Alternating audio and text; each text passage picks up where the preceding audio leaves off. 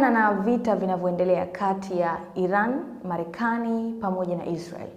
kwa mpaka sasa hivi kuna nchi takriban 2 mpaka 3 ambazo tayari zimejiingiza kwa ajili ya kusaidia au kwa namna yoyote ile, ambapo ni ishara ya kutanuka kwa vita hivi ambavyo watu wengi sana kutoka duniani kote hawakutegemea kuwa vita hivi vinaweza vikafika kwenye kona mbalimbali za dunia katika Mashariki ya Kati. Kama tunavyokumbuka, awali vita vilianza kwenye nchi 3 tu, na mpaka sasa hivi imekuwa ni idadi kubwa ya ongezeko la washiriki katika vita hivyo.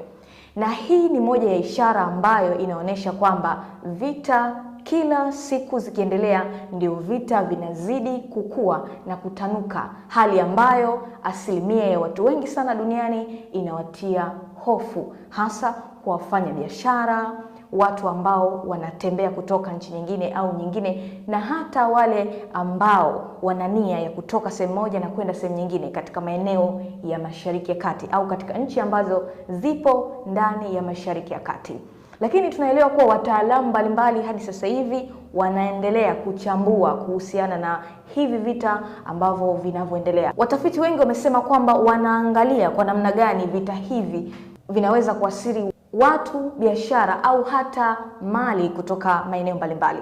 Tukiangalia kikawaida katika nchi ya Tanzania, watu wengi wanahisi kwa namna moja au nyingine hatuwezi kuguswa direct na vita hivi ambavyo vinaendelea, lakini ukikaa na kutafakari unaona kwamba kuna ishara nyingi sana ambazo zinaonesha wazi kuwa vita hivi vinaweza kuathiri kwa Mtanzania.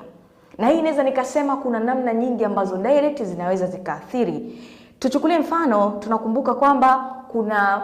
watu ambao walikuwa wanaishi nchini Iran au katika maeneo ya Mashariki ya Kati, ambapo wamerudi nyumbani, na hao inawezekana kwa namna moja au nyingine walikuwa wanategemewa na familia zao, au ni watu ambao wanafanya kazi kwa ajili ya kuingiza kipato.